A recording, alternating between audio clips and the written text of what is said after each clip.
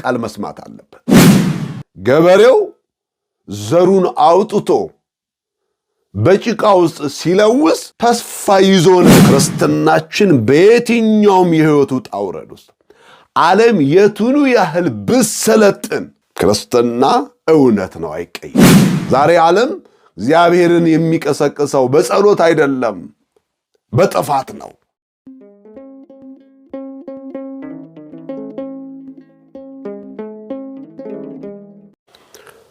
በስመ አብ ወወልድ ወመንፈስ ቅዱስ አሐዱ አምላክ አሜን።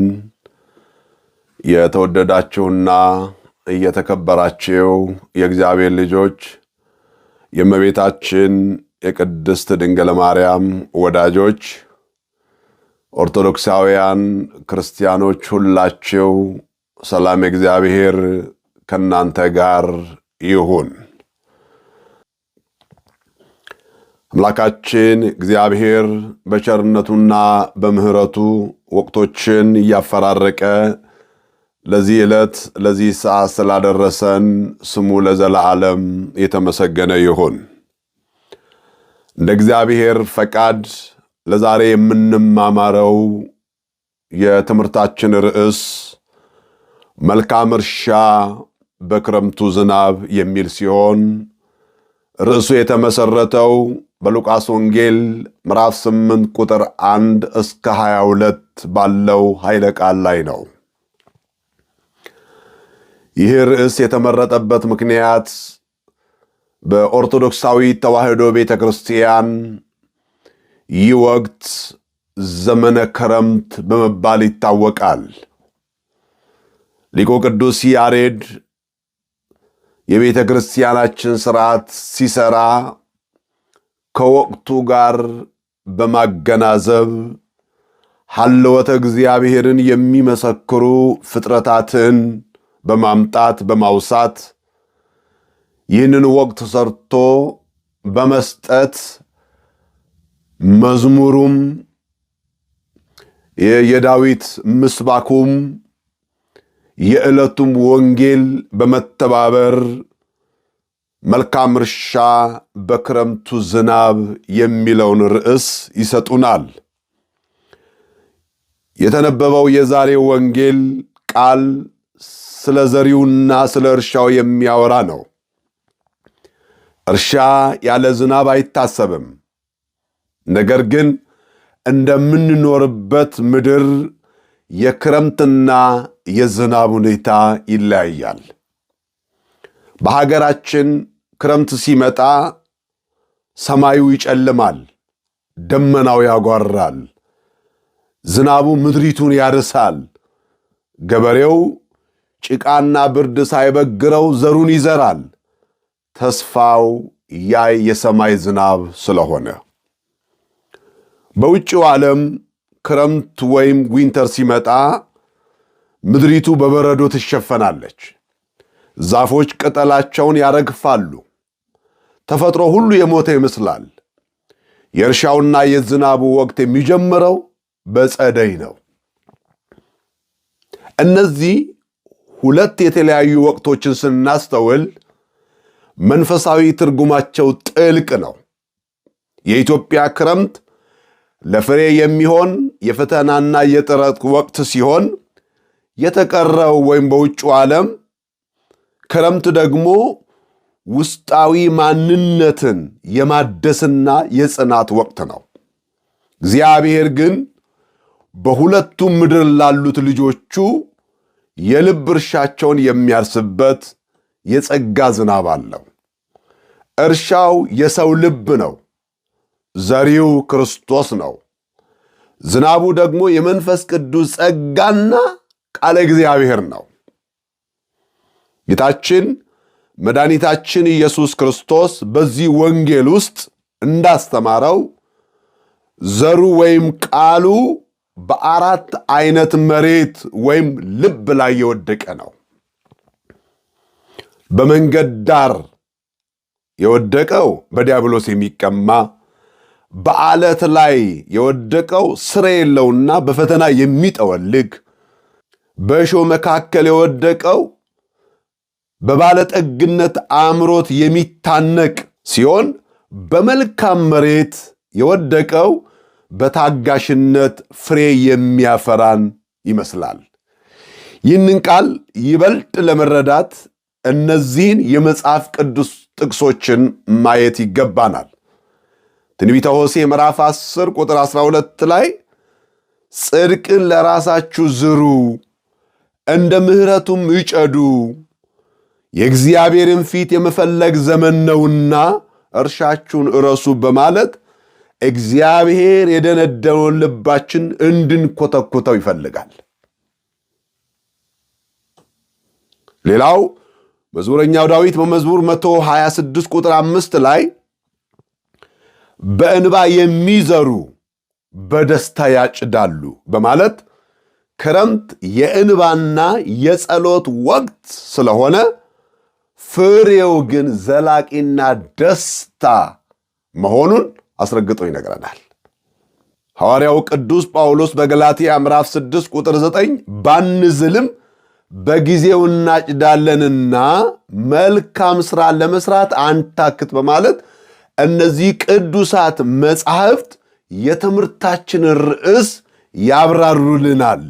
መልካም እርሻ በክረምቱ ዝናብ። እግዚአብሔር በሚሰጠን ዘመን መስራት የሚገባንን እንድንሰራ ደግሞም የሰራነው ሥራ ፍሬውን በጊዜው ማጨዳችን እንደማይቀር የእግዚአብሔር ቃል ይነግረናል። ሊቃውንት አባቶቻችንም ይህንን ሐሳብ ሲያብራሩት በተለይ ሊቁ ቅዱስ ዮሐንስ አፈወርቅ እንዲህ ይለናል። ጌታ ዘሪውን ሲወቅስ ሳይሆን መሬቱን ሲመዝን አታይምን? ጥፋቱ የዘሩ ወይም የዘሪው ሳይሆን የከርሰ ምድሩ ወይም የልቡናው አቀባበል ነው። ስለዚህ ዘሪው ሳይሰለች መዝራቱን ይቀጥላል። አንተም ልብህን ማለስለስን አታቋርጥ። ሊቁ ቅዱስ ቄርሎስ ዘእስክንድርያም በመንገድ ዳር መሆን ማለት አለ የዘሪው ምሳሌ ሲተረጉም በመንገድ ዳር መሆን ማለት ዓለማዊ ግርግርና የሐሳብ መዘዋወሪያ መሆን ማለት ነው። ልብህን በቅጽረ ቤተ ክርስቲያን አጥር ካላጠርከው የሰማይ ወፎች የተባሉ የርኩሳን መናፍስት ሐሳቦች የዘራኸውን ቃል ቅንጣት ሳያስቀሩ ይለቅሙታል። የተተረጎመውን መልሶ ከሕይወታችን ጋር አዋህዶ በሚስጥር አመሳክሮ ይነግረናል። ታላቁ አባት አባ ኑብ የበረሃው አባት የሚባለው በትዕግስት ፍሬ ማፍራት ማለት በፈተና ወቅት እግዚአብሔርን አለማማረር ነው። ገበሬው ዘሩ በጭቃ ውስጥ ተቀብሮ እስኪበሰብስ ድረስ እንደሚታገስ ክርስቲያንም በፈተና ክረምት ውስጥ በትዕግስት ማለፍ አለበት። ክረምት ሁላችንም እንደምናውቀው እጅግ ውሃ የሚበዛበት ለእንቅስቃሴ ምቹ የማይሆንበት ነው። አንዳንድ ጊዜ ሕይወታችንም በፈተና ሲታጠር ክረምትን ይመስላል። ግን ከክረምት በኋላ ምን አለ ስንል በጋ አለ፣ ፀሐይ አለ፣ ብርሃን አለ፣ ተስፋ አለ። ገበሬው ዘሩን አውጥቶ በጭቃ ውስጥ ሲለውስ ወይም በጭቃ ውስጥ ሲበትነው ተስፋ ይዞ ነው። ነገ ያፈራል። ይሄም ክረምት ያልፋል፣ ደግሞ ብርሃን ይመጣል። ዛሬ በሕይወታችን ጨለማ የሆነብን ፈተና የሆነብን በብዙ ነገሮች የምንጨነቅ ሰዎች ካለን እግዚአብሔር የብርሃን ጊዜ አለው። እግዚአብሔር የተስፋ ጊዜ አለው። ያ ጭጋግ ይገፈፋል፣ ብርሃን ይመጣል። ያ ሞት ይቆማል፣ ከፊት ለፊታችን ሕይወት ይበራል። ስለዚህ ሊቃውንት አባቶቻችንም የነገሩን ይህንን እውነት ነው። ዛሬ የምንኖርበት ዘመን ልክ እንደ አራቱ የመሬት አይነቶች የተደበላለቀ ነው። ወቅታዊ ሁኔታችንን ስንመለከተው በመንፈሳዊ በስነ ልቦናና በማህበራዊ ስንመዝነው ትልቅ መልእክት ይሰጠናል። በመንፈሳዊ ሕይወታችን በሀገራችንና በዓለማችን ላይ ያሉ ፈተናዎች፣ የቤተ ክርስቲያን መከራዎች ልክ እንደ ክረምት ማዕበል ናቸው። ቃሉን ሰምተው በድንጋያማ መሬት ላይ የወደቁት ፈተና ሲመጣ ክደው የሚሄዱ ናቸው። አባቶቻችን ጀግና በጦር ሜዳ ይወለዳል ይላሉ። ቤተ ክርስቲያን ደግሞ እውነተኛ አማኞችን የምታፈራው በመከራ ውስጥ ነው። በሰማዕታት ሕይወት ውስጥ የምናየው ይህንን እውነት ነው። ዛሬ የብዙዎቻችን መንፈሳዊነት የወቅት ሆኗል። ሰላም ሲሆን ሁሉም ክርስቲያን ነው። መዝሙረኛው ዳዊት ሁሉ ጻድቅ በጊዜ ርቱዕ እንዳለ ሁሉም በመልካሙ ጊዜ መልካም ነው። እግዚአብሔር የሚፈልገው በክፉ ጊዜ ከመልካሙ ከእግዚአብሔር ጋር ተጣብቀው የእግዚአብሔርን መልክ የሚያሳዩ ሰዎችን ነው። ክርስትና የመጣው በዚህ መንገድ ነው። ስለዚህ ማዕበል ሲነሳ ብዙ ጊዜ እንናወጣለን። ቃሉ በልባችን ውስጥ ስር መስደድ አለበት። ቅዱስ መጽሐፍ ሐዋርያው ቅዱስ ጳውሎስ በቆላስይስ ምዕራፍ 2 ቁጥር 7 ላይ ስር ሰዳችሁ በእርሱ ታነጹ፣ እንደ ተማራችሁ በሃይማኖት ጽኑ፣ ምስጋናም ይብዛላችኋል። አሜን፣ ምስጋና ይብዛልን። ስር መስደድ ለብዙ ነገር ወሳኝነት አለው። ስር የሌለው ነገር ይጠወልጋል፣ ይነቀላል። ስለዚህ በመንፈሳዊ ሕይወታችን ስር ሰደን ማደግ ያስፈልገናል ማለት ነው። ሁለተኛው በስነ ልቦና ማንነት፣ በተለይ በስደት የምንኖር ክርስቲያኖች የማንነት ቀውስ ውስጥ እንወድቃለን። ይህ አይደንቲቲ ክራይሲስ የሚባለው ማለት ነው። የዚህ ዓለም ኑሮ የብቸኝነት ክረምትና ጭንቀት ወይም የዲፕሬሽን ማዕበል ልባችንን ሊያደነድነው ይችላል። በእሾህ መካከል እንደወደቀው ዘር የኑሮ ሐሳብ፣ የገንዘብ ፍላጎት፣ የዓይን አምሮት መንፈሳዊ ማንነታችንን እንዳያንቀው መጠንቀቅ አለብን። ኑሮን ለማሸነፍ ስንሮጥ ነፍሳችን በረሃብ እንዳትሞት ቃለ እግዚአብሔርን መመገብ አለብን። ስሲታ ለነፍስ ቃለ እግዚአብሔር የነፍስ ምግቧ የነፍስ ማዕዷ የእግዚአብሔር ቃል ነው። ክርስቲያን ለሥጋው ምግብ እንደሚያስፈልገው አትክልትም እጽዋትም ሁሉም ፍጥረት እንደያስተዳደጋቸው የሚፈልጉት ነገር እንዳለ ሁሉ የክርስቲያኖችም የሰው ልጆች ነፍስ የእግዚአብሔር ቃል ያስፈልጋል።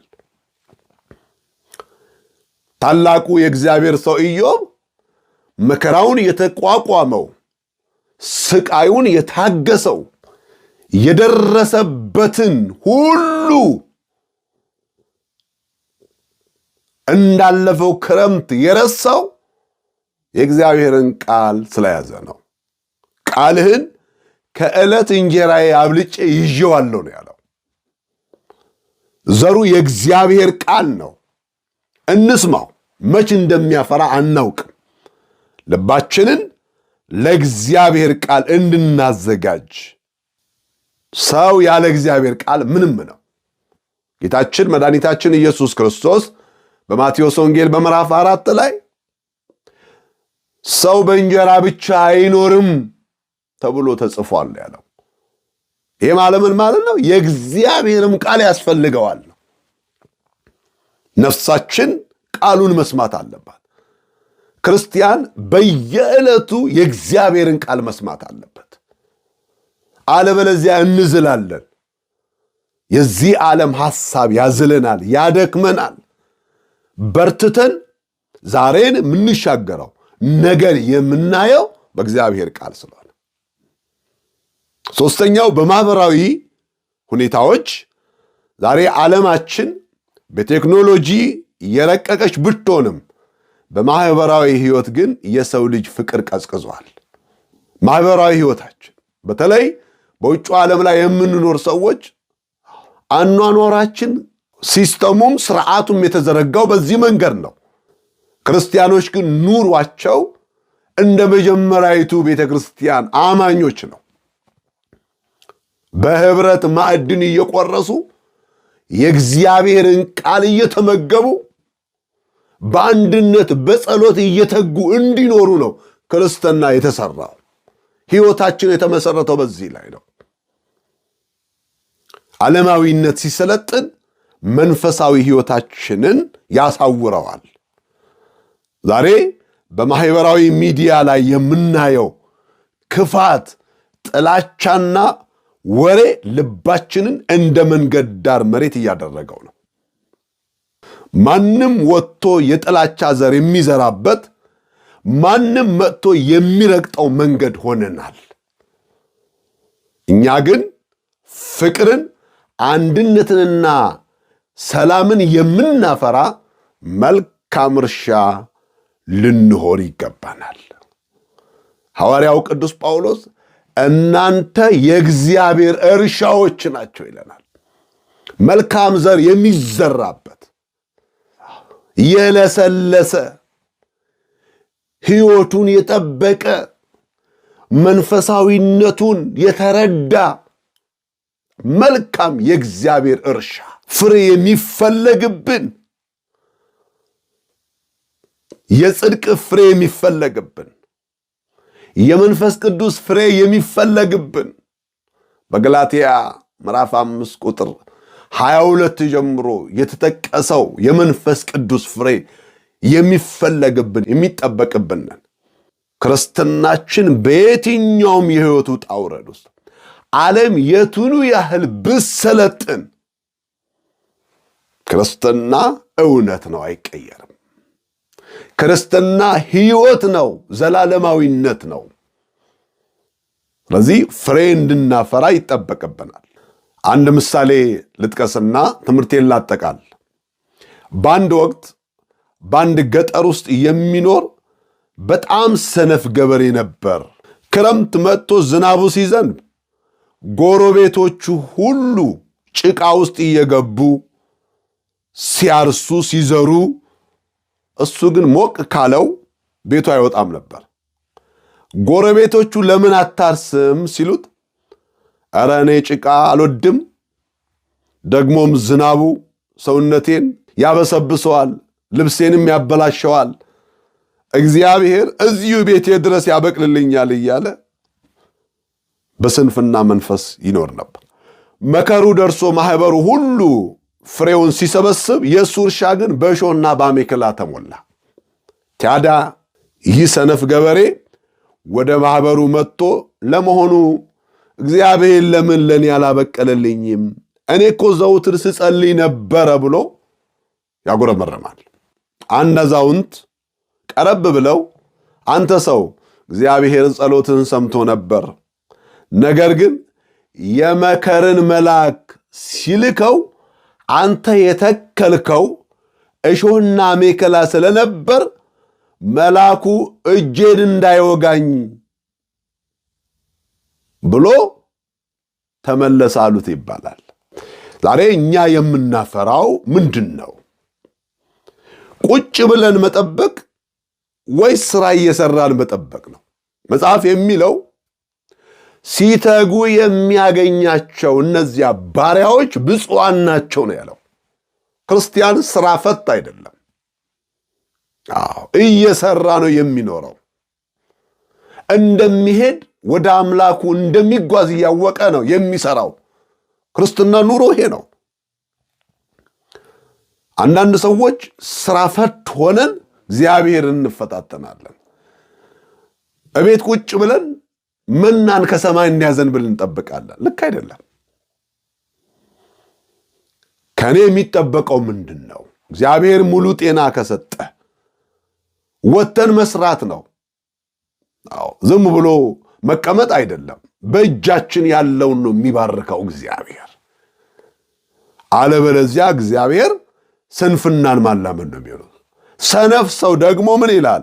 እግዚአብሔር የለም ይላል። ይብል አብድ በልቡ አልቦ እግዚአብሔር፣ ሰነፍ በልቡ እግዚአብሔር የለም ይላል ብሎ ነው መዝሙረኛው ዳዊትም የነገረን።